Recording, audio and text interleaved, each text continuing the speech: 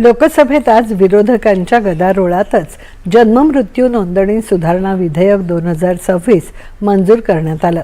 हे विधेयक जन्ममृत्यू नोंदणी कायदा 1969 मध्ये सुधारणा करणार आहे।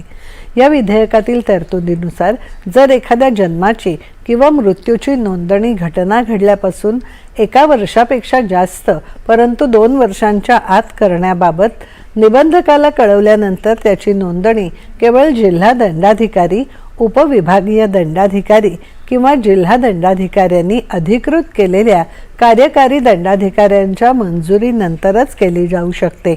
यासाठी संबंधित जन्म किंवा मृत्यूच्या सत्यतेची पडताळणी करणं आवश्यक असेल। उशिरा होणाऱ्या नोंदणीबाबतच्या तरतुदी अधिक कडक करण्यासाठी आणि जन्म आणि मृत्यूची वेळेवर नोंदणी करण्यास प्रोत्साहन देण्यासाठी हे नवीन विधेयक आणलं गेलं आहे। एक विश्वासार्ह परीक्षा प्रणाली तयार